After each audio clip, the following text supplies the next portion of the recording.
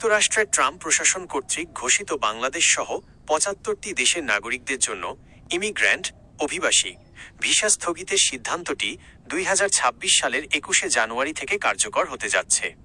এই নিষেধাজ্ঞার ফলে নির্দিষ্ট কিছু গোষ্ঠী ক্ষতিগ্রস্ত হবে, আবার কেউ কেউ এই নিয়মের বাইরে থাকায় এক ধরনের সুফল বা স্বস্তি পাবেন। বিস্তারিত নিচে তুলে ধরা হলো। কারা এই নিষেধাজ্ঞার কারণে ক্ষতিগ্রস্ত হবেন? কুফল: মূলত যারা স্থায়ীভাবে যুক্তরাষ্ট্রে বসবাস বা গ্রিন কার্ড পাওয়ার স্বপ্ন দেখছিলেন, তারা সবচেয়ে বড় বাধার মুখে পড়বেন। পরিবারভিত্তিক অভিবাসী: যুক্তরাষ্ট্রের নাগরিকদের পরিবারের সদস্য, যেমন বাবা মা, ভাই বোন, বিবাহিত সন্তান, যারা পারিবারিক স্পন্সরশিপের মাধ্যমে স্থায়ীভাবে যাওয়ার অপেক্ষায় ছিলেন।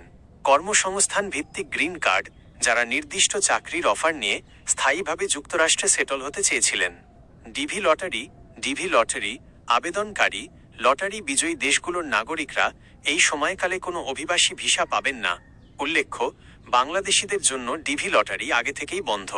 সাক্ষাৎকার সম্পন্ন হওয়া আবেদনকারী, যাদের ইন্টারভিউ শেষ হয়েছে কিন্তু ভিসা এখনো পাসপোর্টে লাগানো হয়নি, তাদের প্রক্রিয়াও অনির্দিষ্টকালের জন্য থমকে যাবে।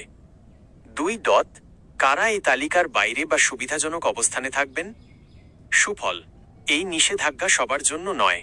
যারা সাময়িকভাবে যুক্তরাষ্ট্রে যেতে চান, তাদের জন্য প্রক্রিয়াটি আগের মতোই থাকবে। নন ইমিগ্র্যান্ট ভিসাধারী: যারা ভ্রমণ B1, B2, উচ্চশিক্ষা F1 বা স্বল্পমেয়াদী ব্যবসার জন্য আবেদন করছেন, তাদের ওপর এই স্থগিতাদেশ কার্যকর হবে না। ২০২৬ ফুটবল বিশ্বকাপ দর্শক: ২০২৬ সালের ফুটবল বিশ্বকাপ উপলক্ষে যারা যুক্তরাষ্ট্রে যাওয়ার পরিকল্পনা করছেন, তাদের জন্য বিশেষ বিবেচনা বা ছাড় রাখা হয়েছে। দ্বৈত নাগরিক ডুয়াল সিটিজেন্স: যদি কোনো আবেদনকারীর এমন একটি দেশের পাসপোর্ট থাকে যা এই ৭৫টি দেশের তালিকার বাইরে, যেমন ইউরোপীয় কোনো দেশ, তবে তিনি সেই পাসপোর্ট ব্যবহার করে আবেদন করতে পারবেন। গ্রিন কার্ডধারী: যারা ইতিমধ্যে বৈধ স্থায়ী বাসিন্দা পার্মানেন্ট রেজিডেন্ট, তাদের যুক্তরাষ্ট্রে ফিরে আসা বা ভ্রমণে কোনো নতুন বাধা নেই। মানবিক বা বিশেষ ক্ষেত্র: দূতাবাস চাইলে বিশেষ চিকিৎসা বা জরুরি প্রয়োজনে ছাড় দিতে পারে, তবে তা অত্যন্ত বিরল। কেন এই সিদ্ধান্ত নেওয়া হয়েছে?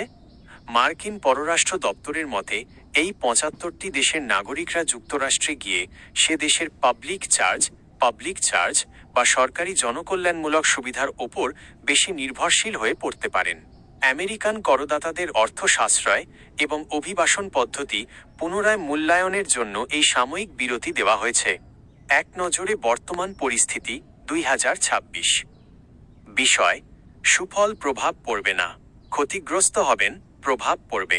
Visa category: tourist, student, business visa, family ও কর্মসংস্থান ভিত্তিক গ্রিন কার্ড।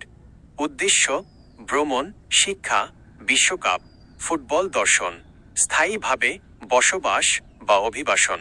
আবেদনকারীর অবস্থা: যারা ইতিমধ্যে ভিসা পেয়েছেন, যারা নতুন ভিসার অপেক্ষায় আছেন। আপনি কি নির্দিষ্ট কোনো ভিসা ক্যাটাগরি, যেমন স্টুডেন্ট বা ট্যুরিস্ট সম্পর্কে আরও বিস্তারিত জানতে চান?